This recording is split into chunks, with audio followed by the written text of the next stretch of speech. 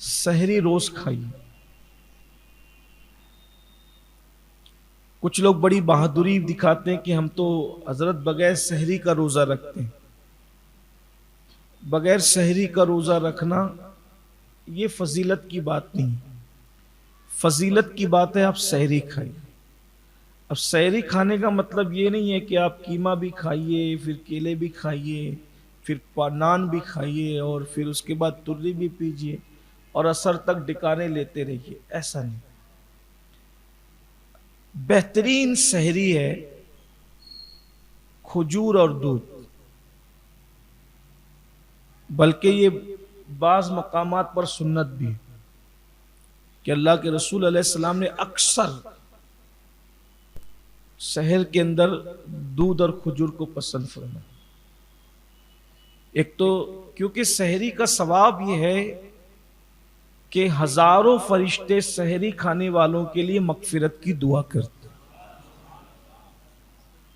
اور سحری میں جلدی اٹھیے.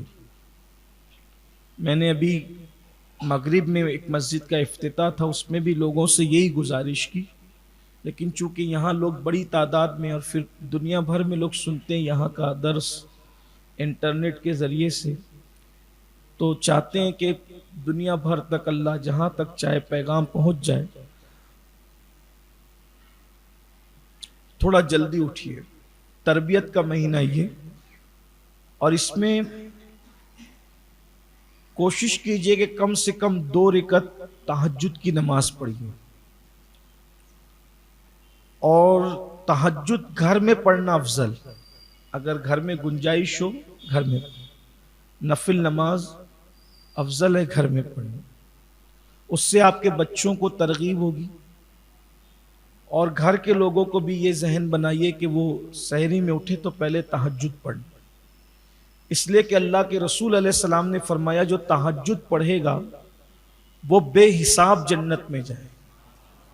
انشاءاللہ اس کا حساب نہیں ہوگا. بہت بڑی سعادت. تو ہم نہیں سال بھر پڑھ پاتے ہیں اولیاء اللہ کی طرح، تو کم از کم مہینہ بھر تو پڑھ لیں. اور 2 رکعت کے لیے کتنا 2 منٹ لگتا ہے، 2 سے 3 منٹ لگتا ہے. پھر اس کے بعد کچھ گڑ گڑا لیجئے، دعا کر لیجئے، کیونکہ وہ وقت خصوصی دعاؤں کی قبولیت کا وقت. جو مانگتے ہیں ملتا ہے. یوں تو رمضان شریف کے علاوہ بھی وہ رات کا آخری پہر دعاؤں کی قبولیت کا وقت ہے، لیکن جب رمضان شریف آتا ہے تو پھر اس میں اور خصوصیت آ جاتی ہے. ایک یہ چیز. دوسری یہ چیز کوشش کیجئے کہ رمضان شریف میں کم سونے کی کوشش. ہم لوگوں کے لیے سیزن رہتا ہے سونے کا. اگر فجر میں آپ سوتے ہیں تو آپ ظہر میں اٹھ جائیے. لوگ عصر تک سوتے رہتے. اس لیے کہ روزے کا مقصد ہے بھوک اور پیاس کا احساس. اب آپ کو بھوک ہی نہیں، آپ سحری کر کے پیٹ بھر کے سو رہے ہیں، اور پھر اس کے بعد افطار سے پہلے اٹھے، پھر ادھر بیٹھے ادھر بیٹھے، اس سے پوچھے کچھ گیم کھیل لیا، کچھ واٹس ایپ چیک کر لیا، کچھ فیس بک دیکھ لیا، ہو گئی مغرب. آپ بتائیں یہ کیا روزہ؟ ابھی میں نے مغرب میں لوگوں سے یہی کہا کہ جو روزہ آپ کو مسجد تک نہ لا سکے گا وہ روزہ آپ کو جنت میں کیا لے جائے گا؟ وہ تھوڑا سا روزہ اب تک آپ نے اپنی مرضی سے رکھا ہے، ذرا اللہ رسول کی مرضی والا روزہ بھی ایک مرتبہ رکھ کے دیکھ لیں، تو اس کی برکت آپ زندگی بھر محسوس کریں. اور آپ سے یہ بھی گزارش ہے کہ سب لوگ اس تصور سے اس رمضان شریف کو گزاریں کہ شاید یہ ہماری زندگی کا آخری ماہ رمضان ہے. اللہ آپ سب کو ہم کو بار بار نصیب کرے. لیکن اس تصور میں جاتا کیا ہے؟ ویسے بھی بزرگان دین کہتے ہیں کہ ہم جو نماز پڑھتے تھے سمجھتے تھے کہ یہ ہماری زندگی کی آخری نماز. تو جس نماز کو آپ آخری نماز سمجھ کر پڑھیں گے تو اس کی لذت ہی کچھ اور رہے. تو اس لیے ماہ رمضان شریف اس تصور سے گزاریں کہ شاید یہ میری زندگی کا آخری ماہ رمضان. ایک ایک لمحے کی قدر کیجیے.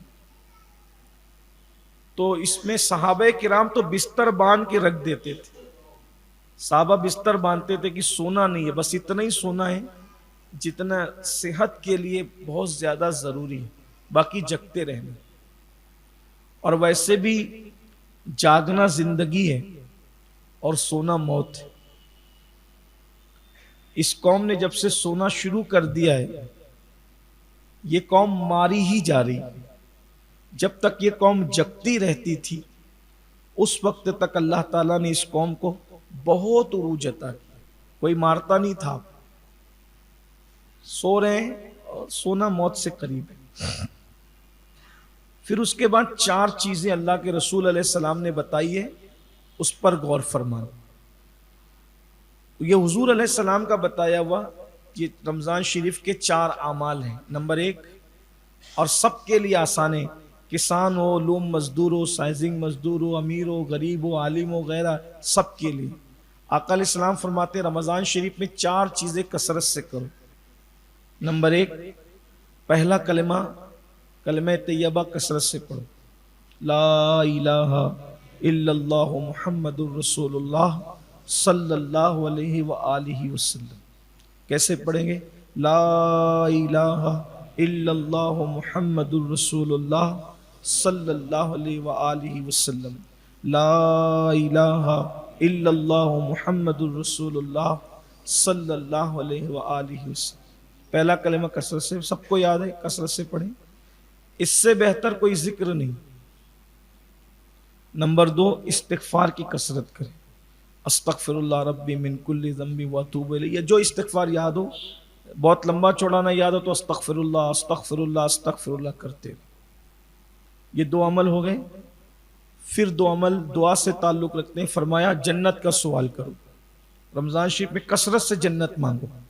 اس میں تھوڑا عشق کی بات اور ایڈ کر لیں، جنت تو سب کی ضرورت ہے لیکن ساتھ میں عشق کی بات اور ایڈ کر لیں۔ جب اتنی بڑی بارگاہ سے مانگ رہے تو پھر کچھ بڑا مانگیں۔ حالانکہ جنت بھی بڑی چیز ہے لیکن جنت ہی نہ مانگے بلکہ جنت میں حضور علیہ السلام کا ساتھ مانگے، ان کے ساتھ جنت چاہیے، ان کے پڑوس میں، اور ملے گی۔ حضرت موسیٰ علیہ السلام نے جب پوچھا تھا وہ بڑھیا سے کہ یوسف علیہ السلام کا مزار کہاں ہے، تو بڑھیا نے کہا میں جانتی ہوں لیکن شرط ہے کہ آپ کے ساتھ جنت چاہیے۔ تو آپ نے فرمایا کہ تو جنت مانگ لے اتنا کافی ہے، میرے ساتھ جنت، نبی تو نبی ہے۔ تو جبریل تشریف ہے، کہا دے مانگتی ہے تو دے دیجیے، کیا جاتا ہے، اس کے کرم میں کمی کہاں ہے، وہ تو مانگتے تو دے دیں۔ تو جب بڑھیا مزار یوسف بتا کر حضرت موسیٰ کے ساتھ جنت میں جا سکتی ہے تو اگر آپ ماہ رمضان شریف کی قدر کر کے رسول اللہ کے ساتھ چلے جائیں تو پھر کوئی بعید نہیں۔ تو حضور کے پڑوس میں مانگے، حضور بڑی بارگاہ ہے تو بڑی بات ہو۔ اور یوں بھی میں آپ سے گزارش کرتا ہوں، شاید میں نے پہلے بھی کہا تھا، اللہ کے یہاں ہمیشہ بڑی ہی مانگنا چاہیے، اس لیے کہ بارگاہ بڑی ہے، ہمیشہ وہاں سے بڑا مانگا کرو، بڑی چیز مانگا کرو، اور دینے والا یقین سے مانگا کرو، اس پہ یقین ہے تو پہلی چیز کلمہ طیبہ، دوسری چیز استغفار، تیسری چیز جنت کا سوال، اور وہ بھی رسول اللہ کے ساتھ ان کے پڑوس میں صلی اللہ علیہ وسلم، اور چوتھی چیز جہنم سے پناہ مانگو۔ اس کا وہ دعا سن لیں، اللہم اجرنا من النار۔ کیا پڑھے؟ اللہم اجرنا من النار، تم پڑھتے رہیے۔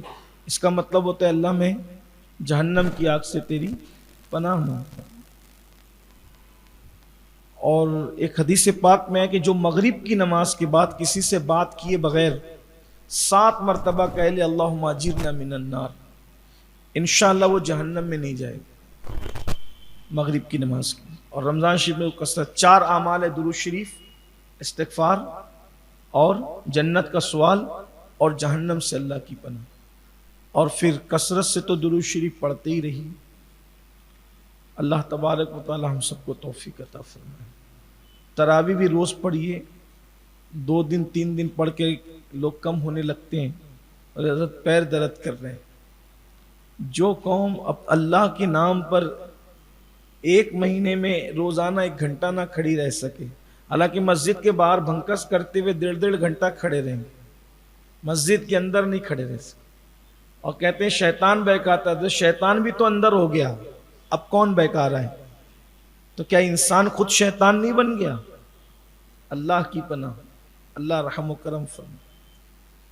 ایک بات پھر اس سلسلے میں اور سن لے تو درس شروع کروں۔ افطار کے وقت تو دعا کا خاص اہتمام کریں کہ اس وقت جو دعا کی جاتی ہے اس پہ فرشتے آمین کہتے ہیں۔ اپنے گھر کے بال بچوں کو لے کر کے بیٹھیے، خود دعا کیجیے، اور جن کے گھر میں کیبل ہے تو پھر وہاں اسپیکر لگے ہوئے تو وہاں تو دعا ہوتی ہے، تو اسی میں آپ شامل ہو جائیے۔ جہاں نہیں ہے تو وہاں کم سے کم آپ خود دعا کہتے ہیں۔